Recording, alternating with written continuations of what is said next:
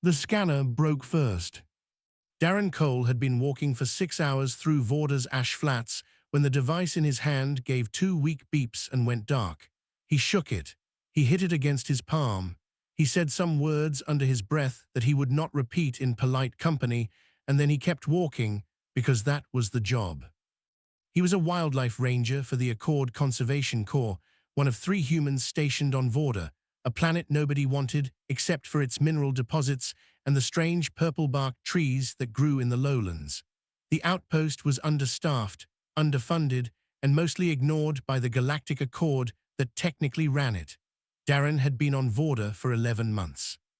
In that time, he had filed 42 reports, received 0 responses, and learned to fix most of his own equipment, except, apparently, today. He was heading back toward the ridge when the ground shifted under his boot. Not an earthquake, something hollow beneath. He stepped back and looked down. A crack in the ash, wide enough to see into, and inside dark shapes, round too smooth to be rocks. He crouched. He pulled out his backup light, the small one he kept in his chest pocket, and shone it into the gap. Eggs, 7 of them, nested into a bowl of warm volcanic rock where geothermal heat rose up from somewhere below. The shells were dark red, veined with gold. 3 were already dull, the color gone flat, the warmth absent, dead. But 4 still had that faint inner glow, the kind that meant something was alive inside and working hard to stay that way. He knew what they were. He had read the Accord's species registry. Draconia-adjacent fauna, a protected classification, which meant do not touch, do not disturb, file a report, and move on. The Draconi sovereignty was a major political power. Touching their creatures without permission was the kind of thing that ended careers and occasionally started diplomatic incidents. He stood up. He looked at the 4 living eggs. He looked at the ashfall coming down from the ridge where a small eruption had dusted everything gray and cold for the past 2 days. He took off his jacket. It was his good jacket, the one with the thermal lining. He spread it out on the rock beside the crack and one by one, very carefully, lifted the 4 living eggs out and wrapped them. Then he pulled out the geological heating unit from his survey pack, meant to keep rock samples at stable temperature, and set it underneath. He sat down next to them in the ash and waited. His supervisor, Roll, called at sundown. Darren told him what he had found. There was a long silence. "Log it and come back," Roll said. "They'll be dead by morning if I leave them," Darren said. Another silence. "Darren, those are Draconia-adjacent. If you touch them." "Already touched them. You could cause a diplomatic." "They were dying," Rolls. Roll made a sound that was not quite a word and was mostly frustration. "File the report. Come back at first light. That's an order." Darren filed the report. He did not come back at first light. The first hatchling broke through at around midnight. Darren had fallen half asleep against a rock when he heard the sound, a sharp crack, then a soft, wet scrape. He turned his light on. A small head had pushed through the shell of the nearest egg. It was dark-scaled, big-eyed, and it turned immediately toward the warmth of the heating unit. Then it turned toward Darren. It was the size of a large cat. Its eyes were amber. It looked at him for a long moment, and then it made a sound, low, rasping, something between a chirp and a growl, and pushed itself forward and pressed its head against his knee. He did not move. He barely breathed. By morning, 4 hatchlings had emerged. They were unsteady on their legs, scale-damp and blinking, and they had arranged themselves around him in a loose pile with the heating unit humming in the center. The largest one, she had a dark ridge running from her skull down her spine, had climbed half into his lap and gone to sleep. When he tried to shift her, she made a sound that stopped him immediately. Roll arrived at sunrise in a skimmer. He stood 10 meters away and stared. "Darren," he said slowly. "Morning," Darren said. He was drinking cold ration tea from a flask. 1 hatchling was asleep on his boots. 2 were investigating the skimmer with great interest. The large one on his lap had not moved. "We have a problem," Roll said. "I know." The report went up the chain. Accord flagged it. There's going to be a response. "I know," Darren said again. They're going to want those back, the Draconi sovereignty. The large hatchling opened her eyes. She looked at Roll. She made a sound that was quiet and even and said, clearly, that she had an opinion about what Roll was about to say. Roll stopped talking. Darren looked down at her. She had already closed her eyes again. "We'll deal with it," Darren said, "when it comes." He poured the last of the cold tea into the ash.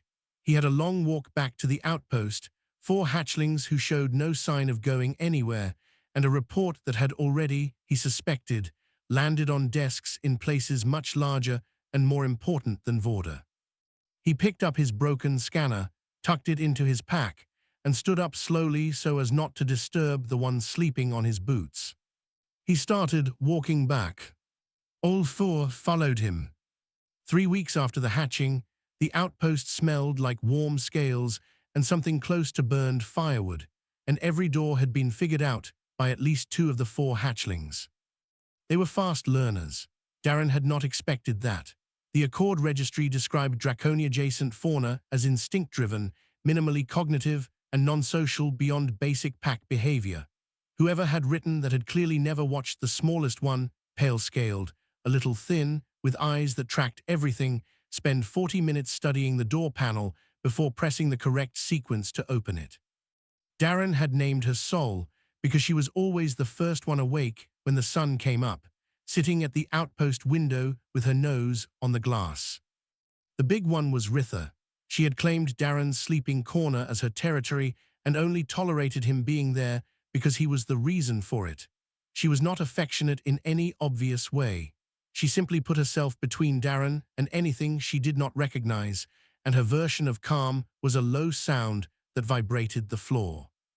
The third one was Caro, who had already destroyed 2 survey drones, a water recycler cable, and one of Roll's data pads, not out of malice, out of curiosity and extremely strong jaws.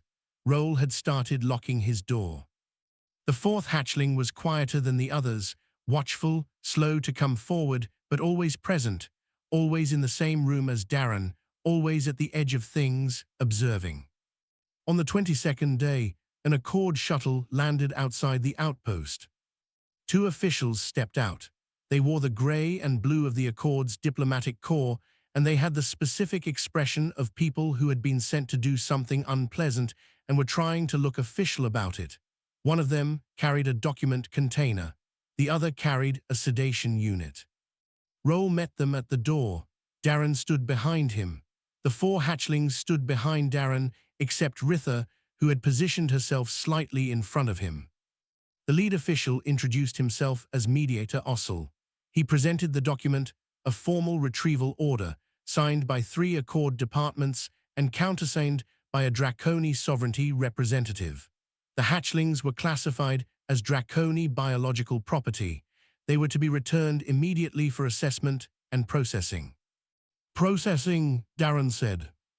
Ossel explained that the Draconi sovereignty had initially abandoned this clutch due to a genetic irregularity flagged before hatching.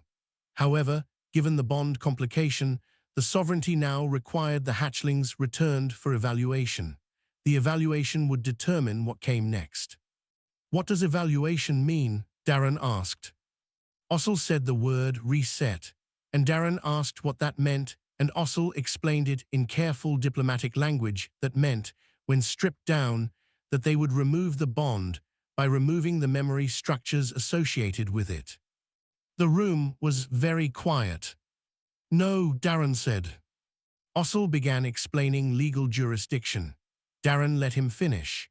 Then he said no again, and this time Sol climbed onto the table between them and looked at Ossel with the focused attention of a creature that understood more than it was supposed to.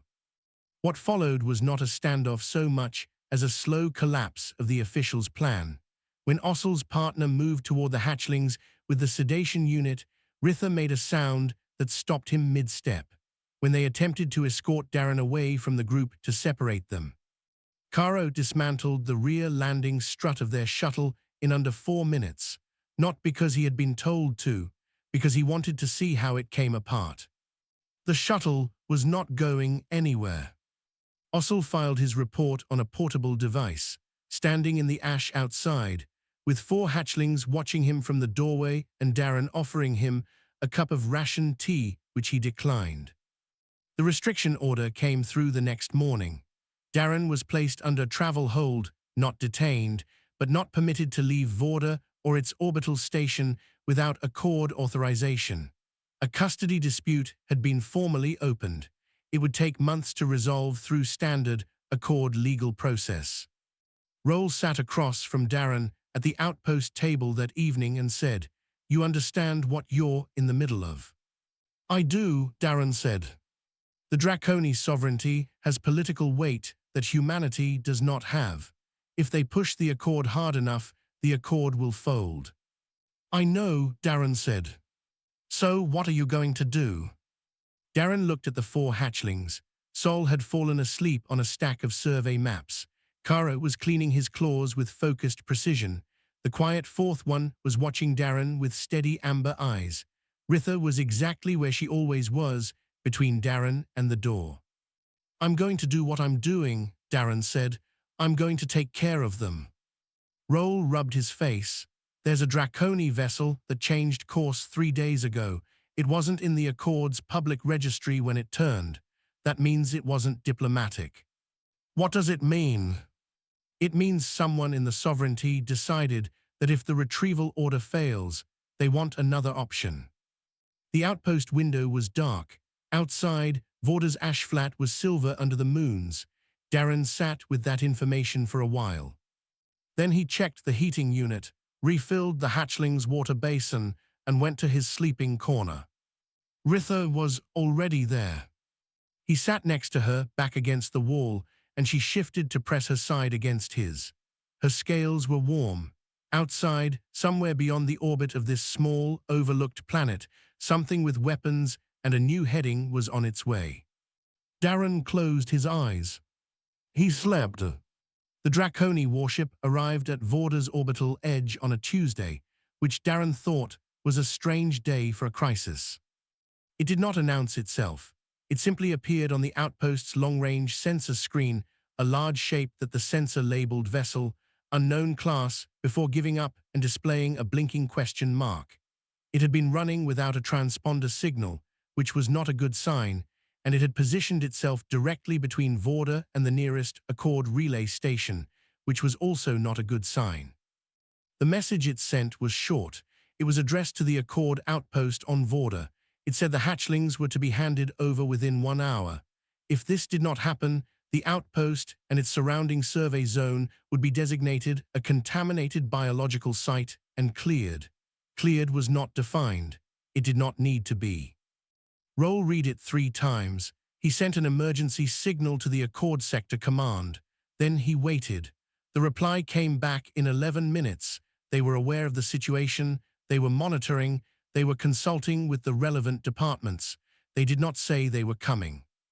Darren read the message once. He put it down on the table. Then he went to the equipment bay and started checking the short-range shuttle that the outpost used for surface-to-orbit transfers. It was small, it was old, it had a communications array and a running light that flickered, and it had no weapons of any kind. Roll found him there. "What are you doing?" "Checking the shuttle." "I can see that. Why?" Darren did not answer immediately. He checked the fuel reading, checked the comms array, tightened a loose panel on the side with 2 turns of a wrench. Ritha had followed him into the bay and was watching the shuttle with mild suspicion. "Someone has to go talk to them," Darren said. Roll stared at him. "Darren, that is a warship." "I know. It has weapons. You have a shuttle with a flickering light." "I know that too." "This is..." Roll stopped. He pressed his hands flat on the shuttle's hull and looked at the ceiling for a moment. "This is not a reasonable plan." "No," Darren agreed. "But if I sit here and wait, they either shoot us or they send people down, and either way the outcome is the same. If I go up and talk to them, there's at least a chance." Ritha made a sound behind them, low, decided. She walked to the shuttle door and sat in front of it. "She's coming with you," Roll said. "I noticed," Darren said. He filed a brief with the Accord on record, not a request, not a report, a statement. He wrote what he was doing, where he was going, and why. He wrote the names of the hatchlings.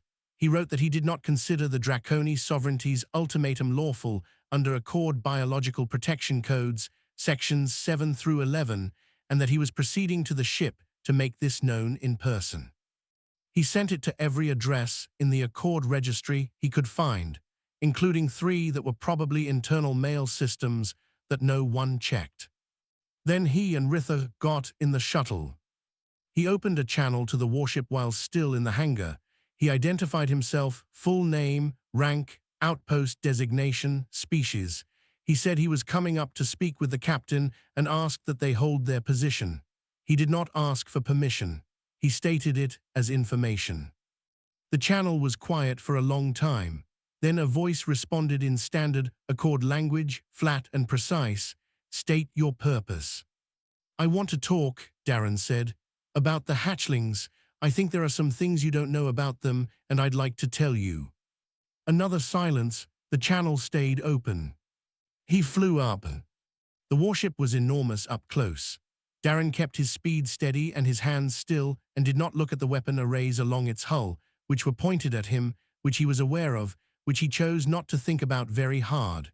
Ritha sat in the co-pilot's seat and looked out the window at the ship with an expression that was either curious or contemptuous.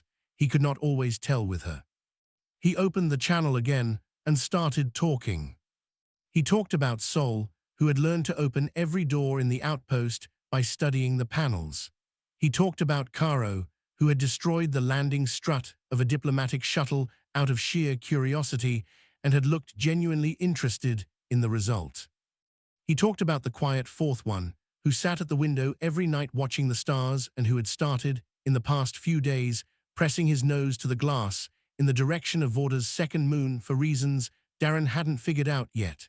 He talked about Ritha, sitting right there in the co-pilot's seat, who had decided to come on a flight to a warship without being asked, because she did not go where Darren did not go. He talked for 9 minutes. The channel was still open. Then behind him, at the edge of the sensor screen, a second ship appeared. Small, battered, running its transponder loud and broadcasting on all frequencies that any action taken against the shuttle from Vorda's outpost would be logged as an unprovoked act against a civilian-designated vessel. Captain Hera, her ship had not been decommissioned yet. The warship's weapons did not fire. 3 hours later, when the channel finally closed and the Draconi vessel had moved to a holding position, Darren sat back in the pilot's seat and breathed out slowly. His hands were shaking. He had not let them shake during the conversation. He let them now. Ritha leaned across from her seat and pressed her head against his shoulder. He put his hand on her neck and held on. 6 weeks later, Darren stood in the oldest building he had ever been inside, and he was pretty sure it was older than his entire civilization. The Draconi Elder Conclave was built from a black mineral that did not exist anywhere in the Accord's geological records. The ceilings were so high that the upper half disappeared into shadow. The floor was polished smooth by what must have been thousands of years of use. The air had weight to it, old and still and full of something Darren did not have a word for. The Accord observer standing behind him had stopped taking notes 20 minutes ago and was simply staring. The hatchlings were the largest they had ever been. 6 weeks of growth had taken them from the size of large dogs to something considerably more serious. Ritha's shoulder came to Darren's chest now. She walked beside him and her claws made a sound on the polished floor that echoed. Counselor Breath had met them at the entrance, visibly uncomfortable, visibly trying not to show it. He explained the protocol, the order of address, the correct posture when speaking to the elders. He explained that no being outside the Draconi sovereignty had ever stood where Darren was about to stand. He said this in a tone that suggested Darren should feel the gravity of that. Darren nodded. He asked if there was anywhere to get water before they went in. Breath stared at him. Darren found a water dispenser in the corridor on his own. The elders were 3. They were ancient in a way that was hard to describe, not frail, not slow, but dense with time, as if every year they had lived had compressed into them and made them heavier. Their scales were pale, almost white, and their eyes were deep gold. When they moved, the air in the room shifted. They looked at the hatchlings, they looked at Darren. The center elder made a sound, and Sol stepped forward.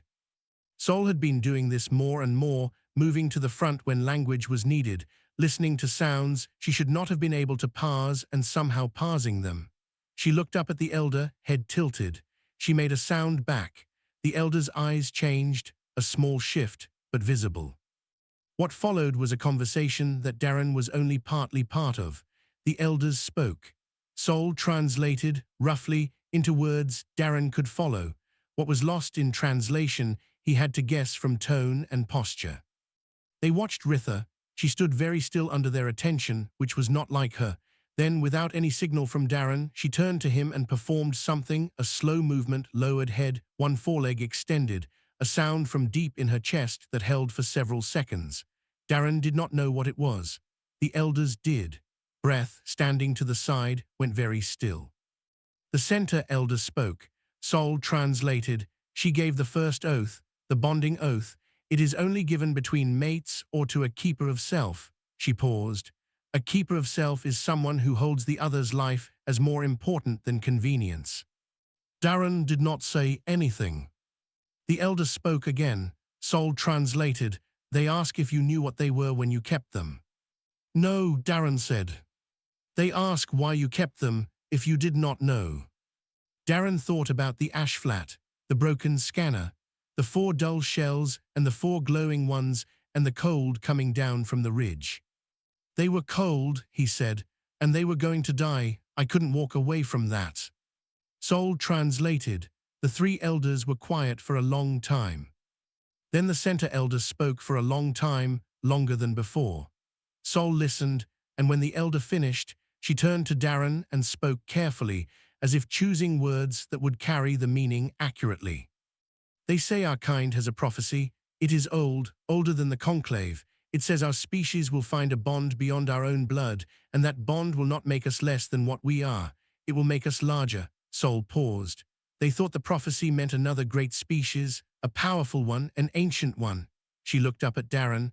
They did not expect a human with a broken tool and a warm coat. Breath made a sound behind him that was possibly a word. The elder raised one foreleg and spoke a single phrase. Sol translated it, Vordinen. Breath spoke, low and shaken. It means one who stays when they should run. It is the oldest title in Draconi tradition. The elder extended the same gesture Ritha had made, lowered head, one foreleg forward. To Darren, in front of the oldest structure in Draconi civilization, with the Accord Observer's recording device trembling slightly in his grip, one of the eldest living creatures in the known galaxy performed a bonding bow for a wildlife ranger from a species that most of the Accord still classified as developing. Darren was quiet for a moment. Then he dipped his head in return, the way he would to anyone who had shown him respect, and said, "Thank you, I'm sorry if I caused trouble. I was just trying to keep them warm." Sol translated. The elder's posture changed, slowly, in the way that very old things move when something surprises them. Then the elder made a sound that, Sol said quietly, meant approximately, "Yes, we know that is the point." Caro sneezed behind them. It echoed magnificently through the ancient stone hall. Darren scratched the back of his neck and decided not to comment. 1 year after finding the eggs, Darren Cole had a job title, a desk on the Accord Capital Station, and 4 dragons who were each, at this point, roughly the size of a cargo vehicle. The title was Accord Draconi Liaison, the first one ever created. The desk was in a small office near the station's outer ring, which had been chosen because the outer ring had corridors wide enough for Ritha to walk through without anyone needing to flatten themselves against the wall.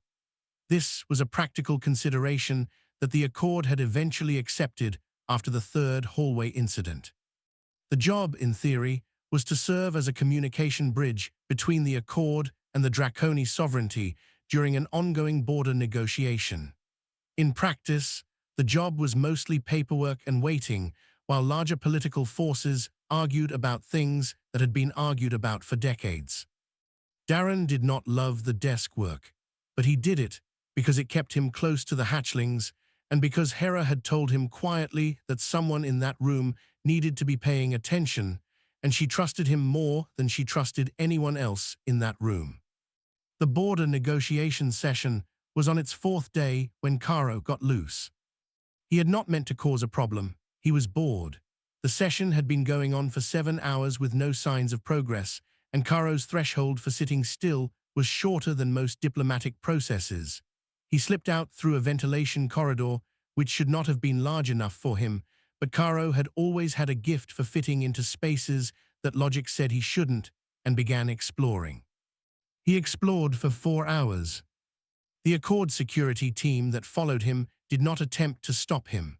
Stopping Caro required either food, Darren, or Ritha, and none of those were immediately available. They followed at a respectful distance and logged his route. He ended up in a server room in Section 7 North, which was a restricted area that required Level 4 clearance to enter. He entered through a ceiling panel. Inside, he found a warm floor from the server heat, which he appreciated, and a great many blinking lights, which he investigated with his nose and then with one claw. He did not read data. He did not understand data storage systems. He did press several things while investigating, and one of those things caused a section of active files to display on the room's screen, and the security team outside the door, watching through the camera, saw what was on those files, and 2 of them were new enough to the Accord that they had not yet learned to look away from things that were not their business. They filed a report. They had to. They were on record in that location. The files showed Accord resource survey data from Vorda going back 4 years. Specifically, they showed the data as it had been filed, and then the same data after it had been adjusted. The adjustments, consistently and without exception, made Vorda look like a planet with fewer viable resources and more environmental hazards than the actual surveys recorded. The practical result of those adjustments was that the human outpost budget had been reduced 3 times, personnel requests had been denied twice, and the outpost had been understaffed, which was why Darren had been alone in the ash flats the day he found the eggs. Sol found the report in the Accord's internal system before anyone else did, because Sol had been quietly learning how to navigate the Accord's filing infrastructure since the 2nd month on the station. She read it. She compiled it into a formal brief, structured correctly, cited correctly, with every relevant document attached. She sent it to the Accord Tribunal under Darren's name, and she had been practicing his signature for 2 months, so it went through. Darren found out when the tribunal summons appeared on his desk the next morning. He sat in the corridor outside the tribunal chamber that afternoon with Ritha's head in his lap and the summons in his hand, and a journalist who had been following the border negotiation story found him there and asked how he felt about being described as the most significant figure in human-alien relations in the current era.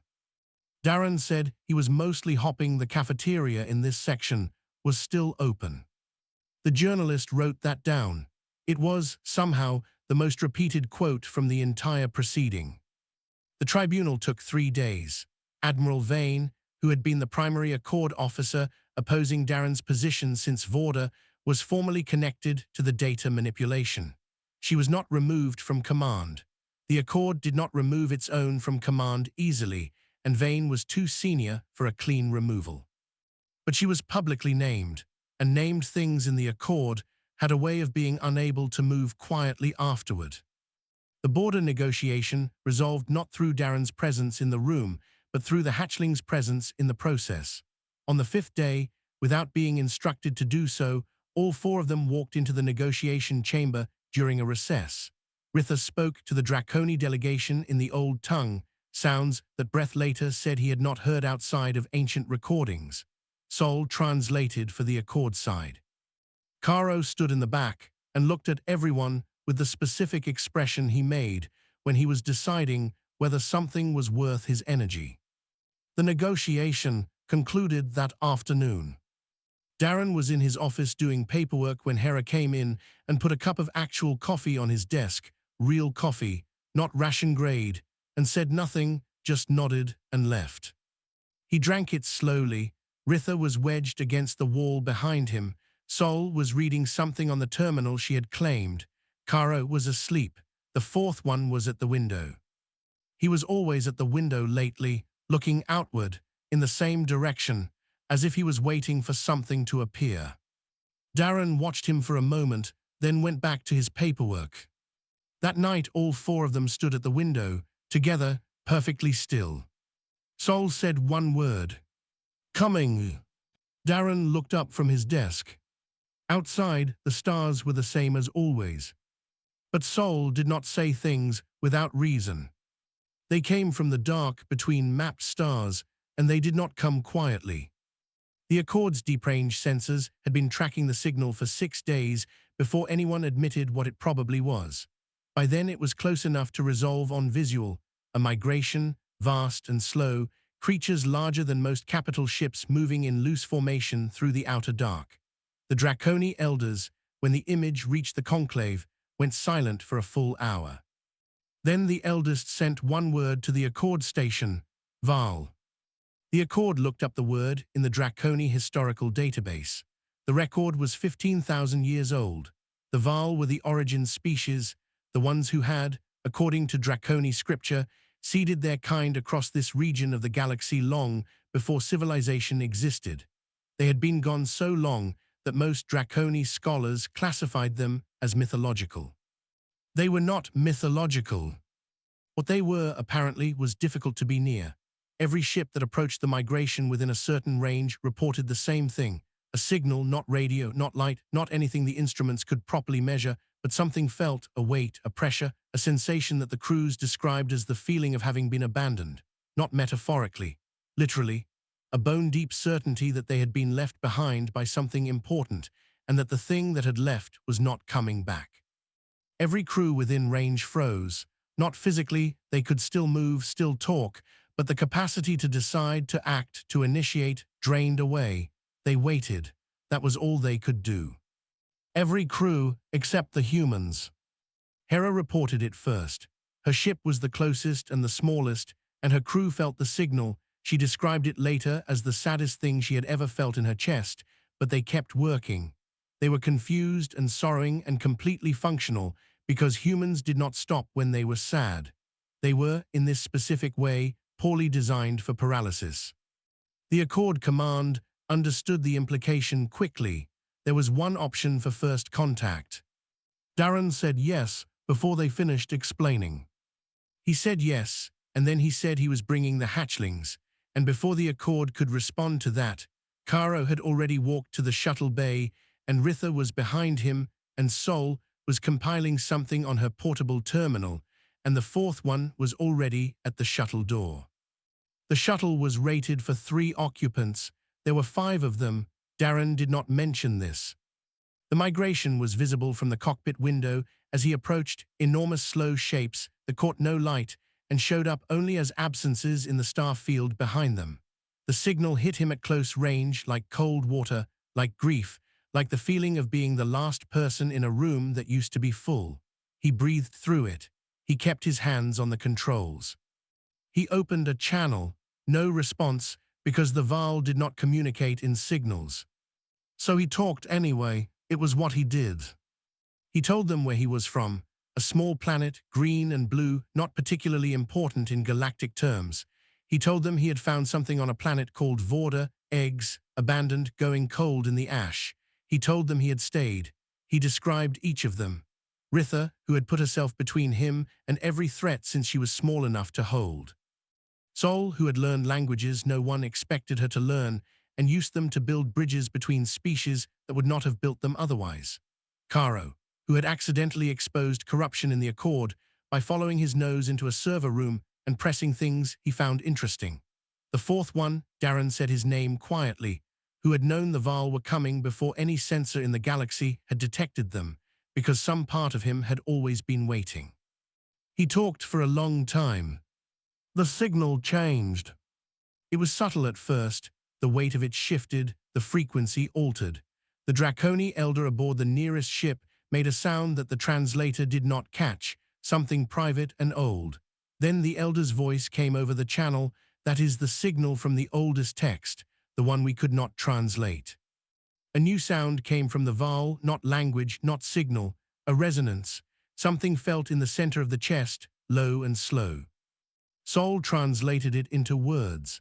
She was quiet for a moment after, and then she said, "They say we left because we could not stay. We came back because something stayed for us." The fourth hatchling pressed his nose to the cockpit window. Outside, one of the vast shapes slowed and turned, and for a moment it passed close enough that Darren could see the surface of it, dark, ancient, textured like stone that had been alive a very long time. It did not threaten. It simply looked, the way very old things look at things they did not expect to find. Then it moved on, and the migration continued, slow and enormous, into the space the Accord had been clearing for the new treaty zone. They did not stop there. They moved through it and kept going outward toward regions no mapped species had reached. But the signal changed as they went. The weight of abandonment lifted from every ship in range. What replaced it was something Hera later said she could not name, something like being seen.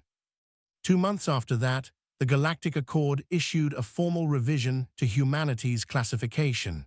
Developing civilization, restricted access was removed, full member species was entered. The vote had not been close. The Draconi sovereignty sent a gift to every human colony world, 1 egg each, delivered by Draconi couriers with a note in Sol's handwriting. The note said, "So you will never be without family."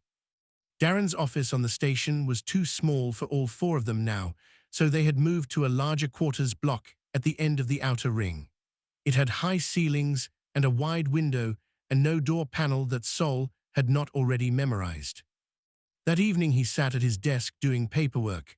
There was always paperwork, while Ritha slept against the wall and Caro pretended to sleep with his tail twitching slightly, and Sol read something on the terminal, and the 4th one sat at the window, watching the stars the way he always had, but differently now. Not waiting, just watching. Darren signed the last form. He put it in the outgoing tray. He looked at the 4 of them. He went back to his paperwork. He was exactly where he was supposed to be.